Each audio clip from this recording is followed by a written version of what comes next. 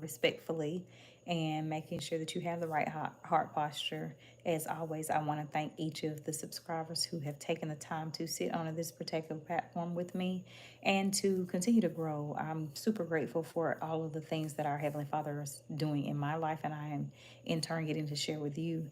And so, this week today actually wraps the end of the segments that I will be doing on the home ownership as it relates to kingdom assignments. And so, one of the components that I wanted to make sure that I spoke about was what to expect if you are actually listing your home when you are actually occupying the home. And so, some of the things that you also want to pray about and consider is the fact that you will have showings. You'll have showings. You will have to kind of abruptly leave if you don't discuss these things with your agent. And a lot of times, you may have, depending on when you list your home, people to show up last minute, or only have like a day to look at things, especially if they're transitioning from a different location to your location. And so you want to be mindful of these different things.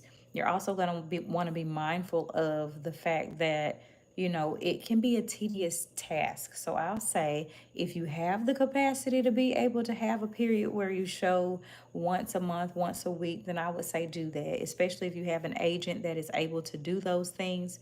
And then on top of that, you're going to want to make sure that you are just you're allowed to just kind of have that mental break, so to speak, because it's a lot. You already are having so many different things, considering where you're going to move, the closing, having everything packed, having everything ready. And so these are different areas where you definitely are going to want to make sure that you are, hi Mila, and you're definitely going to want to make sure that you're considering when you're selling your home, because it's not something that seems like it would be a big problematic area. But when you're actually listing your home and you see, you get the call from the agent that says, hi, Deontay. And so when you're getting the conversation or the notification from your agent that you were actually now receiving a showing, you have to abruptly leave. So be mindful of those things. Guys, we are actually talking about home ownership. Do you guys have any questions as it relates to selling your home, purchasing a home, anything? Yeah, so we're talking about home ownership. Do you have any questions about that? Are you in this process? Have you experienced any things?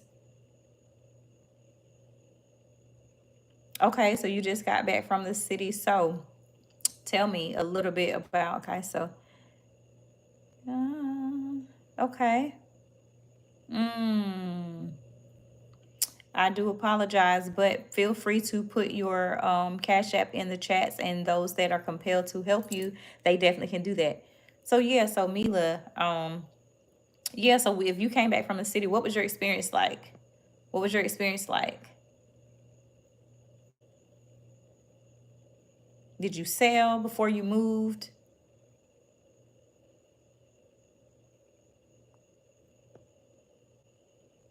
All right, guys, for those of you that are joining, okay, it was good. All right, I'm glad that you enjoyed yourself. All right, guys, for those of you that are joining, we're talking about home ownership, things that you should expect, things that you might not have asked or thought to have asked. And so if you guys have questions, please feel free to drop that down. This will be the last segment that we are actually using for this week. Like, we've done this like 4 days. No, they're not. They're actually very lightweight. Do you see how easy they turn? No, they're not heavy, but thank you. Yeah, they're super light. See? Super light. All right, guys. So, by a show of hands, how many people are homeowners?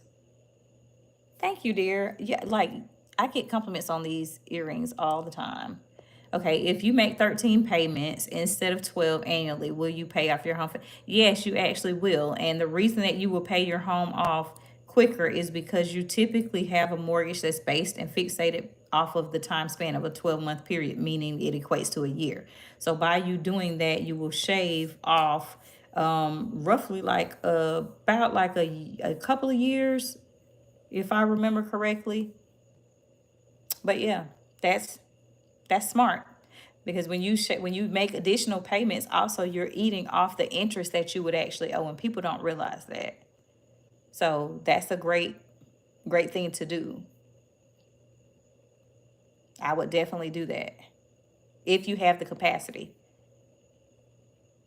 So if you, and you can break it down. So even if you're just making like an additional $100 towards your principal amount, it still will eat off a nice chunk of your interest.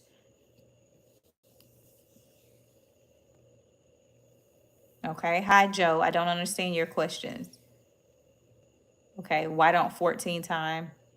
Why not 14 times? Where he was asking if, or he or she was asking. Okay. Thanks, Mila. We'll see you soon. I'll be sure to post whenever I'm going to come back on. Have a good one, hon. Hi, from India. Yeah, you can, you definitely, you can have 14 or as many as you like. Exactly. Hi, Samuel. All right. All right, so guys, for those of you that are joining us, hi, Latoya. We are actually talking about home ownership. So do you guys have any questions? This is the last live that I'll do regarding this message for probably this month, and then we'll move on to a different subject matter. But we've been talking about the different misconceptions of people's understandings as it relates to pre-qualifying, the affordability, selling a home, looking for an agent, things that you can do, can't do, such as, when you're actually getting ready to pre-qualify, you should not be using your gross income to pre-qualify. How many of you guys knew that? Let's talk about it. Hi, how are you? If you lose your job, what sort of relief can you get from your lender? So if you lose your job, you actually don't get any relief from your lender unless you go through a modification process. That's a really good question. Um, I'm sorry, I'll try to slow it down. But yeah, that's a really good question. You don't get any type of assistance, and most of the people don't understand that PMI or MPI, which is private mortgage insurance or mortgage insurance, it's based off of covering the actual lender, not the consumer. And so that's a misconception. That insurance is not covering you, and agents don't, I feel like they don't give enough information about that. But if you're going through the courses prior to or during your pre-qualification, you should at least see that in your packet somewhere. And then let's see, Todd says, yeah,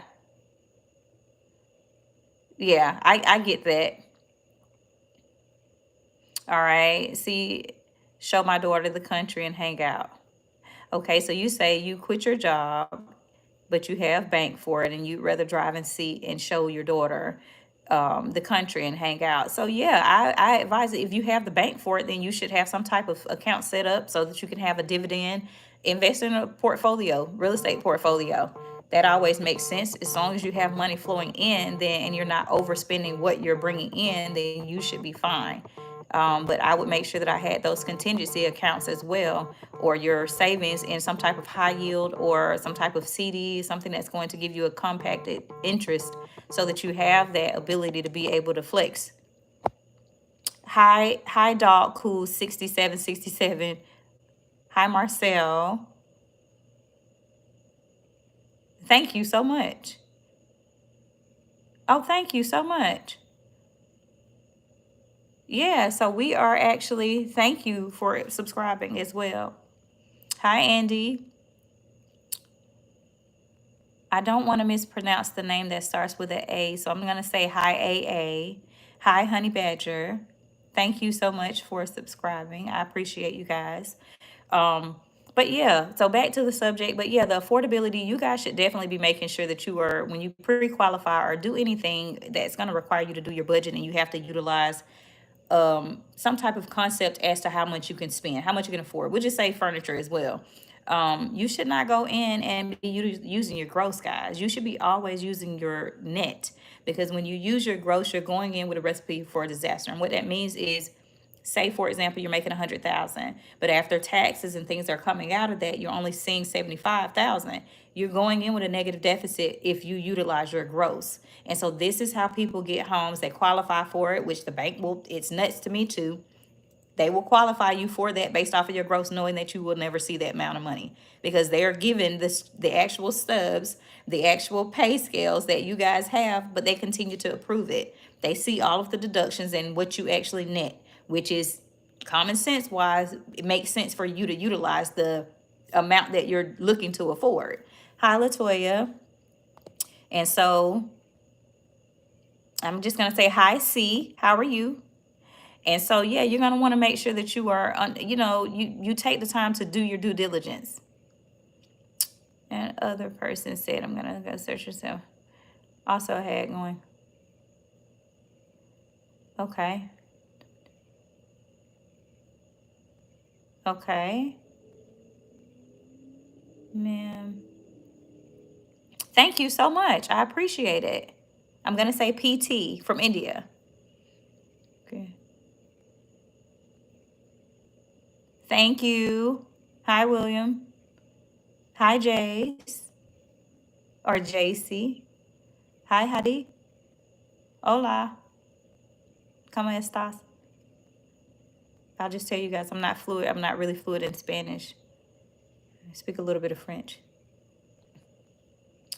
Okay, but yeah, so when you're doing those things though, guys, like homeownership, like anybody have questions about like the rental insurance, anything like that? Hi, John. I am very well. Okay, Hadi, you are from Iran. Okay, all right, okay. We are doing good. We are doing well. Sweden? What? What? Okay, so you're from Sweden, and he was like from UK. Who wants to go to my home? Like, okay. So if you're 9, you definitely need to get off, honey, and go and find your parents, because that's not cool. But all right, so moving on. So if you're a renter, because I don't get a lot of questions as far as like you guys having home ownership things, but one of the things we touched on this week was we want to actually make sure that you guys are covering yourself as renters as well. So you do need what's called a warranty, a renter's warranty. And so it's like a home warranty, but it would be covering all of your rental experiences. So, for example, say you have a landlord and a pipe burst and all of your things get damaged. If you have warranty, renter's warranty or renter's insurance, you actually can file a claim and then they will compensate you for all of your items, and you don't have to just kind of abruptly leave. You have the same type of you would have the same type of coverage that a homeowner would have regarding your actual assets, regarding your appliances, regarding a place to stay. So all of these different aspects of what you're looking to cover and have covered the same way you would if you were owning it are what you're going to experience if you have that insurance. And so how many of you guys, by show of hands, have renter's insurance? Let's see.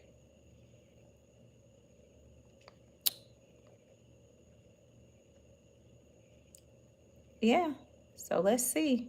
Okay, Todd. So have you ever had to file a claim with your renter's insurance? Have you ever had to file a claim, and what was that experience like? And I'll give you a testimony. Okay, you have. Okay, so what was your experience like? Was it pleasant? Was it beneficial for you to have your policy? Insurance is where you have a coverage for like the items in your home, your assets, and things like that.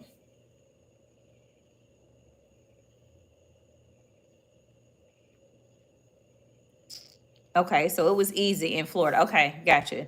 Okay, so my experience, we ended up having a major plumbing issue go left, and so we actually had to vacate our premises, and we ended up having to reside in a hotel for like almost a month during the mitigation process, and it was very very beneficial for us. And so, hi Dante.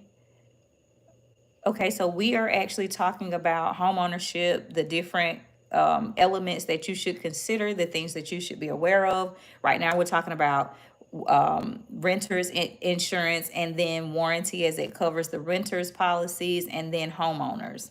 That's what we're talking about. So hello to you as well. Um, but yeah, we ended up having to stay in the hotel for like a month, and it was, it was different. It was different because we have a larger family.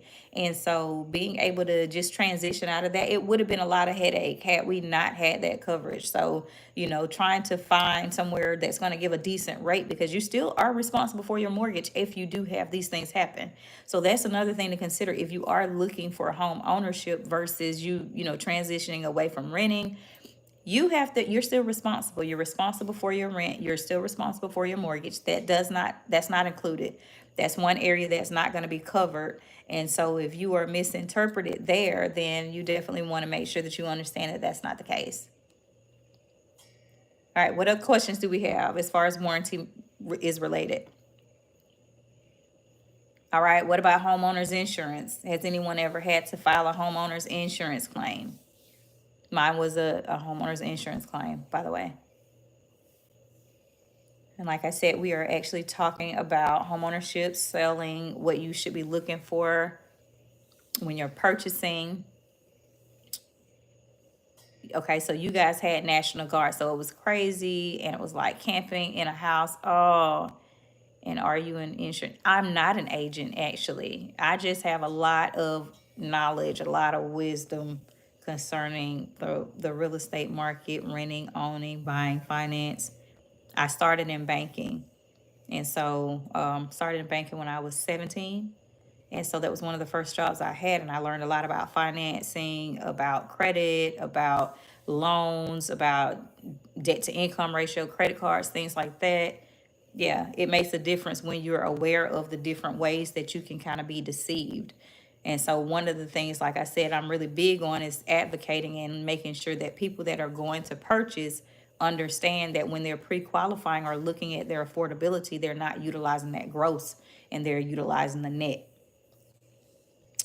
Hi, Brandon. How are you? And so, yeah, so these are just, like I said, some things that I just kind of wanted to share. I've recorded several videos this week previously.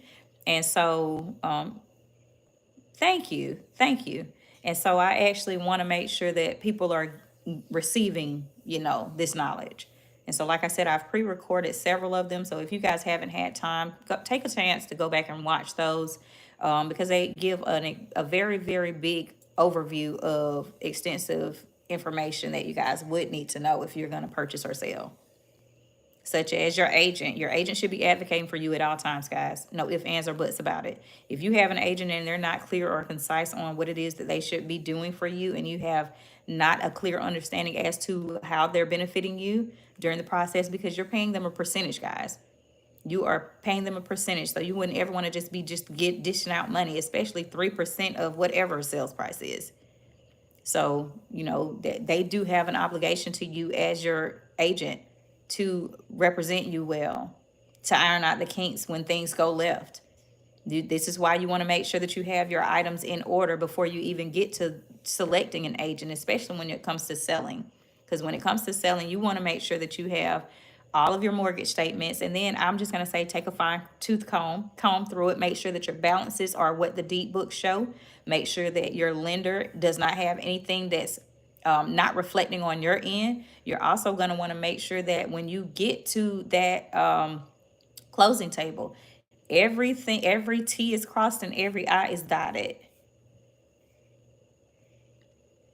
No, I am no longer in banking. I said I started in banking.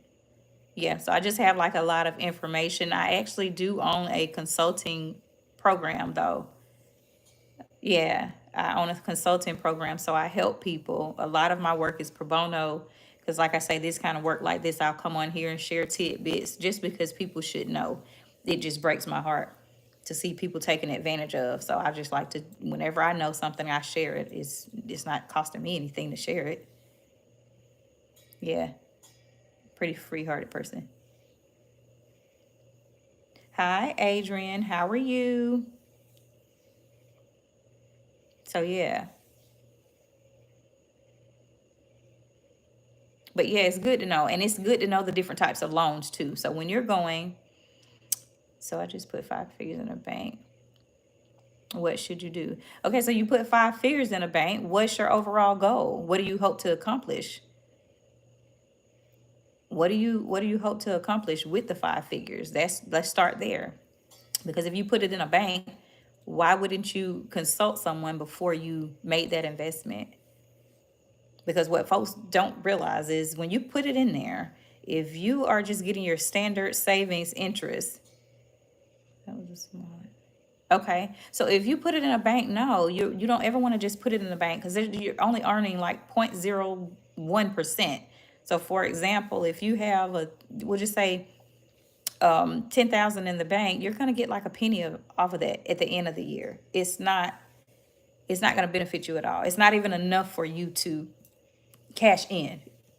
It's not even enough to be recorded on a tax document. But what you can do with that money is if you have a goal of earning off of it, put it in a high yield savings, or you can put it in, you can take it and put it in a portfolio as well. You can invest in real estate, and it does not have to be very complex. You don't have to choose, you don't have to pick out like crazy stuff.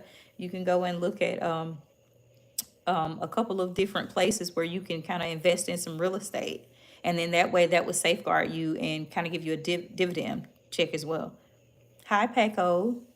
How are you? I am well. Thank you for asking.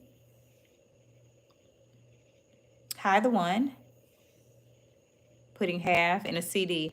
I think that may be smart, but you do want to remember that with the CD rates, they are going to typically yield lower. For your daughter, I I still would go with high yield.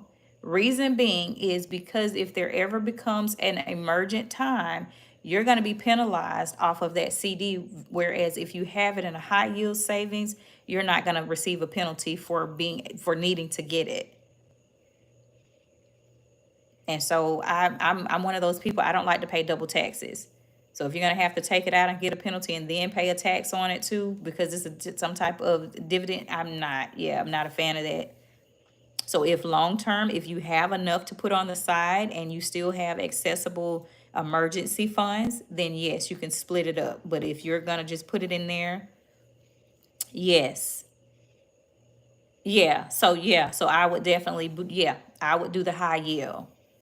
Alley's really good. Capital One is really good. But with Capital One, they're actually in a lawsuit because it is actually, they coded two of their accounts the same way. So it reads like one of them is a high yield and the other one just says 360. And so they ended up, thank you so much. Yara, how are you? And welcome in. They named them similarly, and so people were misled by the fact that they were actually two different types of accounts. So you just want to make sure that you're confirming that it is a high yield if you decide to go with Capital One. Other than that, I think Capital One is pretty decent, and so is American Express. They have a really nice high yield savings as well. And so the benefit of that is you have tangible access to your funding when you do high yield versus a CD. With a CD, you have to leave it for that maturity term in order for it to mature, and then you get your compound off of it. So Chase, credit union, Chase may be good. I would not do one of the banks though. I would do and I'm saying like banks, standard banks, credit unions, standard banks, they typically are not going to offer high yields. So if you go and you do your research now, you can look at Chase. I believe Chase does have one. You can check with your credit union too, but their high yield savings is not going to be in comparison to banks such as Ally or American Express or Capital One because they don't have that in branch operation budget. So they're able to offer you more on your dollar. And so it's just like I said, you always want to keep it where you're earning the most amount of interest possible, and you're still able to access that money if you need it. So yeah, so Chase, I would definitely consider those things. Any more questions, guys? All right. So moving back into, okay, so I got you. Okay, all right. Got you. I gotta do better. Feel that much. Absolutely, and I salute you for being a single dad. I mean, it's all about learning and growing. I'm not saying that I was perfect. One of the reasons that I have as much knowledge as I do is because I was a first generation homeowner, and out of my immediate household. And yeah, it's, a lot of questions I had about home ownership, even though credit was great and things like that. So the warranty and things didn't come till my second home. And so this is, like I said, one of the reasons that I chose to share, because with a home warranty, when things go left, such as your electrical, your plumbing, your roofing, your appliances, things like that, you have a service fee instead of having an hourly fee. And then you in turn save, and then you have everything covered. So for example, if you have your roof shingle fly off and you don't have wind and hail damage coverage in your homeowner's insurance policy, your warranty company will come in and compensate you up to a certain amount depending on which plan you have. And so I appreciate that. Yeah.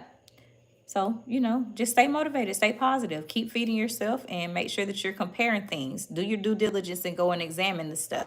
Read the fine print, people. You got to read that fine print, because a lot of times we can save ourselves because which assets? Okay, so your assets, with your assets, remember when it comes to assets, hi R, thank you. I am well. I am well. Hi, Samuel. What you want to do with your assets is you want to make sure that it is actually an asset, because people don't understand, if you have not paid for it, if it is not outright a zeroed out balance, you don't own it. It's not an asset. It's actually a liability. And so a lot of people, if all of your debts don't equate or trump your the things that you actually own and have a zero balance, I am not happily married. And so if it doesn't offset, then it is actually a liability and not an asset. So when you say assets, clarify for me. Hello, 222 Miss Love. Okay, I'll pay. Yeah, okay, so with your assets, then you're good. So with your assets, no. What are you asking? What would you do with your assets? I mean, you can always invest it. I mean, you can invest in it.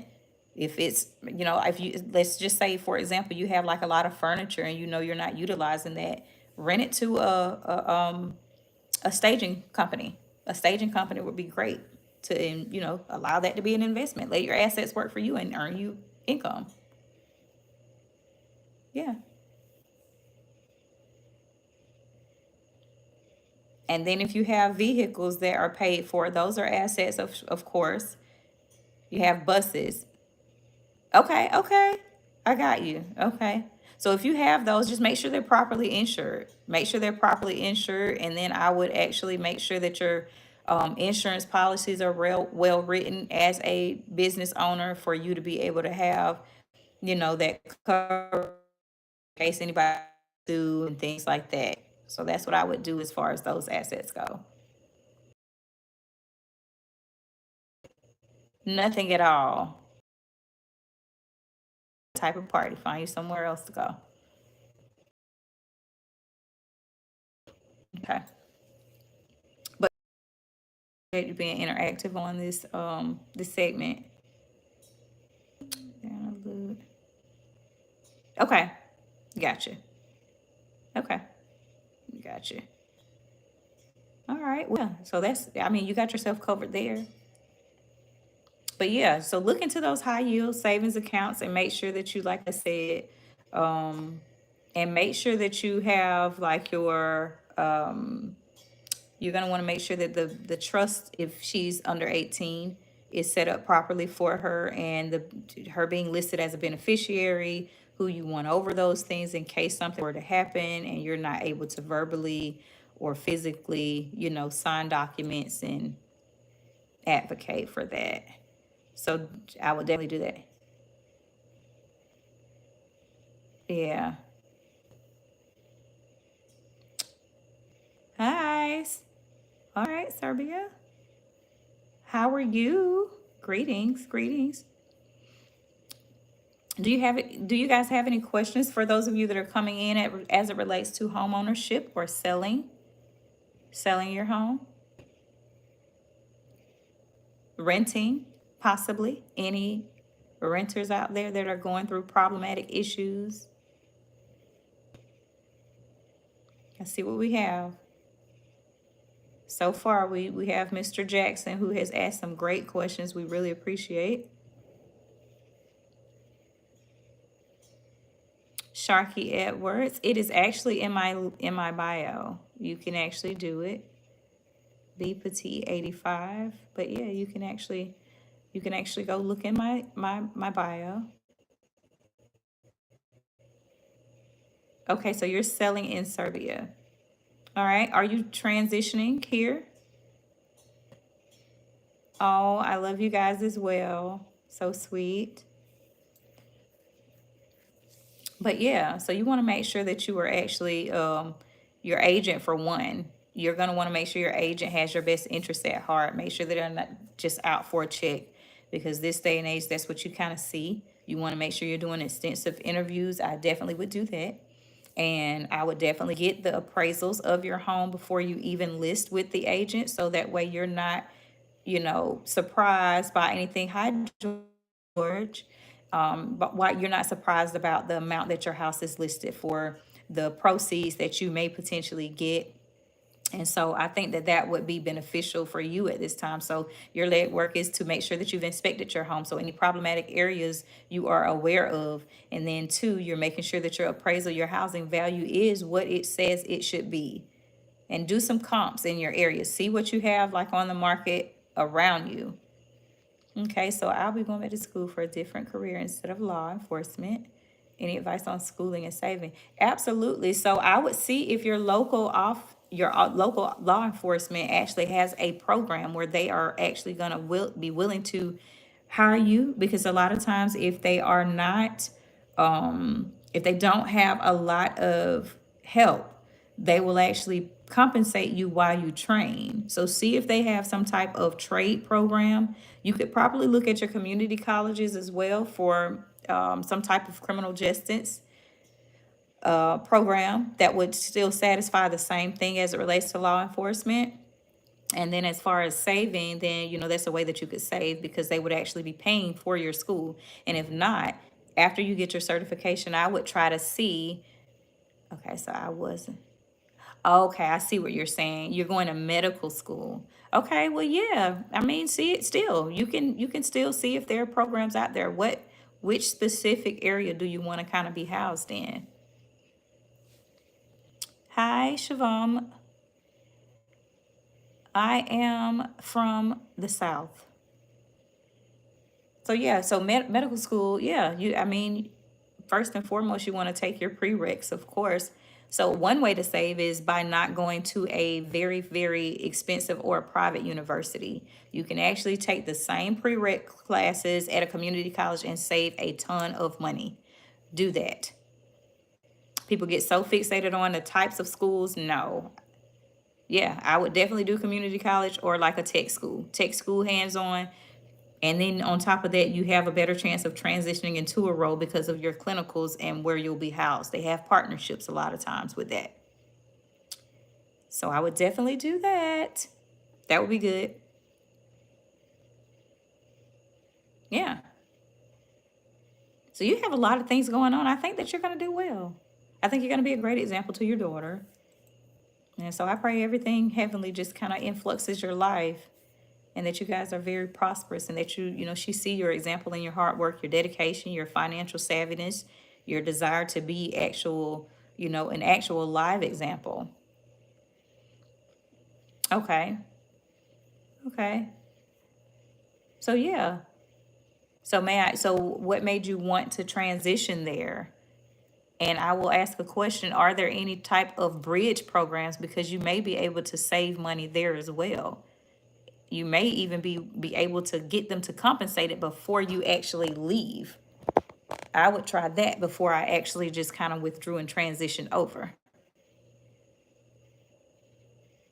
Yeah, I would definitely do that, because a lot of times you have what's called an overhead budget for you to be able to compensate the employees, or they may have some type of reimbursement program as long as you perform well enough within the school setting. So I would take that time and be able to just kind of go in there and spearhead it that way. And so I would do the research there, especially if it's with the local fire department, because they love you guys. Yeah. All right, guys, we have any more questions? What do we have? Y'all don't let Todd just outdo y'all tonight. He has all these questions. Good questions, though. I'm excited. I'm excited for him and his example that he's setting. Good. Okay. Just more mental. I got you. Yeah, that can be, yeah, because it has a high. Oh, I do not. I actually do not. I don't have one near me, but I am aware of what they are. But yeah, you're that role can be very, very burning. It's a very high burnout rate. Mental health was as well. That's why I chose to just kind of contract and do my own thing, so I could control the narrative and how many clients I helped. And like I said, I just would rather do the work pro bono instead of being overwhelmed and overworked. All right, guys. Well, like I said, I just wanted to hop on here and give you guys a little bit of feedback as it relates to affordability and see if you guys had any questions, because this was the last segment. So a couple of the points that you're going to want to consider is the fact that you need to have the right agent. You're going to want to make sure that you have considered a new location. You're going to want to make sure that you have all of your paperwork in order. You're going to make sure that your appraisal goes well. So know the property valuation of your actual home that you're selling or the home that you're purchasing. And then if you are going to be transitioning into a new home, you're going to want to make sure that you are actually taking the time to dissect that area, that location. And if you're using the same agent, making sure that they are not just being, like I said, overly zealous with their percentages and what they're asking of you, because you can say no. You can always go and get another agent, but you cannot go back and get your money back after you have done that closing. So be mindful of that. You also want to consider the fact that if you're selling, just that process alone as to what it takes for you to show a home, especially if you have children. If you're looking for land in Virginia, I don't have specifics as it relates to just like a region, but if you're looking for your land, that is actually one of the things that I said I wanted to share with. Consider the fact that you should survey your land. You should always, always, always survey your land. I cannot stress that enough. You want to see the parcel. You want to see, especially if it has a pre-existing home or plumbing or electrical on it, because you may have the idea to go in and transition that space and incorporate a pool or something like that. And excuse me. And then all of a sudden you get the parcel back and they say, hey, you can't do a pool here because we have plumbing. So always survey your land. There has been a horror story. One of my neighbors, actually, we bought around the same time, and she ended up having a water issue. And yeah, you need to go. Yeah, like not necessarily see everything. You can actually have it surveyed without you having to be there. You would get a surveyor, they would go, they would give you a report on the plot of land that you decide that you want to buy. They would let you know what your buildability on it is, because people don't realize that just because you buy land does not mean that you can build or do whatever you want on it. It still has codes, it still has requirements as to what you can put in a certain area of the land. If it's too close to the street, you can't put certain things there. The plumbing has to run so far away from the street. So all of those different fine lines, that they will be able to answer those questions after they survey your land. Hi, Francisco. One. And so another component is, like I said, hard story with my neighbor. They ended up purchasing a home and they kept having water in the winter months. And so they ended up having their land surveyed. And so what they ended up doing, and they found, was they had live and active springs. And that was, not the case when they built the community so many years ago. And so, yeah, I think a affordable would be good. It would be okay for renting if your rent is going to cut. Is it a home that you already own outright? So let's talk about that, because if you own it outright, then yes. But if you do not own it outright, then you definitely want to make sure that you're going to be able to make at least, 1% or more. This day and age, I would actually say 3%, because you still have to have your renter's insurance in case they don't pay the rent. in case they come in and destroy it, in case you have any problematic areas, and then you want to make sure that you have like landscaping and things like that, because you don't want the property to deteriorate. So do you own it outright, or is it something that you're going to be paying for as you're renting it out? Because that'll make a difference. But yeah, so with the land in Virginia, make sure that you have the land surveyed. Make sure that you actually get the parcel to see what's buildable. Like you're paying for it and renting it out. Okay, so with you're renting it out for 7,000. So 7,000 for the land, and then 10,000 for the house. I think that if it was already on site, then it would be better. Because if you do it like that, then you could run into like problematic areas with your tenants. I just don't like that.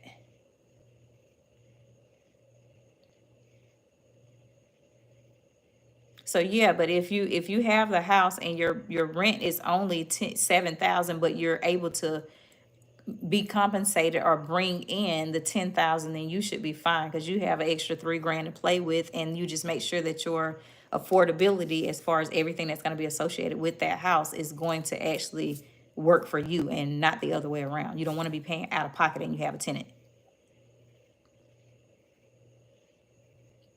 Either way, as long as your rent is going to be enough for you to cover all of your maintenance, all of your insurance, everything that's associated with that house, and for you to pocket something. Hi, Mr. Ancient. How are you? I'm so excited. Thank you for watching from Ghana. Hi, Joseph. How are you?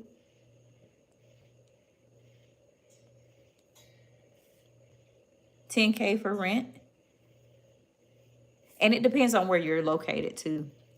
But yeah, rule of thumb is you always want to pick a home that is going to allow you to rent for at least I'm going to say 3%, because inflation's 3% of what, the house value is.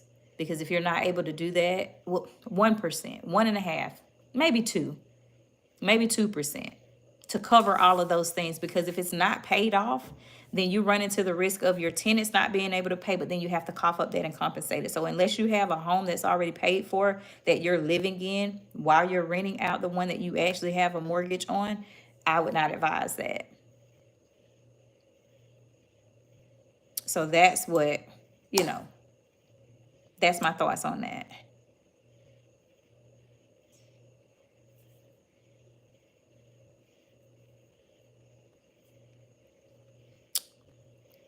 Yeah. Big moves. Yeah. Okay, you say, but I'm not renting it myself to other people. And yeah. Yeah, so that's it. You would rent it to other people so that you would pay it off faster. But just make sure that when you're looking at the homes for your investment portfolio, because that's basically what it is, you definitely want to make sure that you are actually taking the time to look at what the other properties in that area rent for.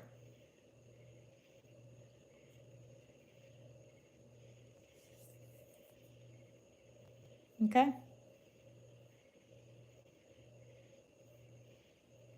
All right. Okay, I don't know what you got going on tonight, but clearly this ain't it. All right, Mr. Jackson. Okay, well, if you guys don't have any more questions, then we'll go ahead and wrap it up. Yeah. And so, like I said, Mr. Jackson, I really do, like I said, I'm more than happy to share this information with you. If you have any other questions, feel free to reach out to me with the link in the bio. But yeah, you gotta check those comps in the area. That's one of the things that we kind of ran into with our investment property. We wanted to flip it and utilize it as a rental space, but you always want to make sure that you choose one of the mid price points in the area, or something at the very lower, and then you come in and you fix it up. Because if you go in at the overhead budget at your max, if the property values decrease, then now you're kind of underwater as it relates to the rentability of it. So that means that, for example, like you take a house You go and you purchase it, say for $300,000, but the typical homes go in that market for about 250. Someone comes in at the 250 price point, they're going to be more of a handsome offer to the renters because it's $500 less than what your 1% is on your $300,000 home. And so that's what I mean by go in at the mid level, fix some stuff up, do change the flooring out, do fresh paint, do some landscape and things like that to spruce it up and make it look like that valuation of 300,000. But you're going to be more affordable and more of the handsome catch for those renters. And look at the income brackets of the people and the demographic that are in the area that you're actually considering renting to. That's what you want to do. Yeah. Hi, how are you, Life with Nabel? I am from the South, U.S. Yeah. Yeah, you too, you too. Right. Clear. I will. All right, guys. So if you don't have any questions, I'm going to wrap it up. But as always, I'm grateful for each of the subscribers who have taken time to sit under this particular platform with me and to just join in on this actual live segment as it ends our last segment for the week regarding homes, selling them, buying them, land, assets, what type of warranties, what type of insurances you want to look, things that are covered, things that are not covered. I advise you guys to go back to my live feed if you haven't already and just take a look at those previous videos. We talk about some good stuff. We talk about praying points. We talk about the things that you should consider. We talk about the things that you should be advocating for with yourself. We talk about concessions. We talk about incentives. We talk about your net proceeds and all of these different things. So Mr. Jackson, I actually just started doing these live segments. I was just placed on my heart this week. I wasn't doing lives, but my subscribers are actually growing and these are the things that they are asking. And, so this is what they're responding well to. So I'll try to post it in my community as to when I will come on. But Saturday seems to be a common day for everybody. So more than likely it will be a segment held on Saturday. And it's typically going to be between the hours of 8:30 to like 10. Yeah. So I'll post it. I'll try to. All right. Well, you guys have a great night. I'm super excited, like I said, to continue to give you guys the message as it's relayed to me and I in turn share it with you. And if you guys have any questions, please feel free to just kind of comment on the videos as you watch them, see about any information that you would, like to know about, all of those things. Yeah. All right. So, guys, you guys have a good night. Take care and go be great at whatever you're doing.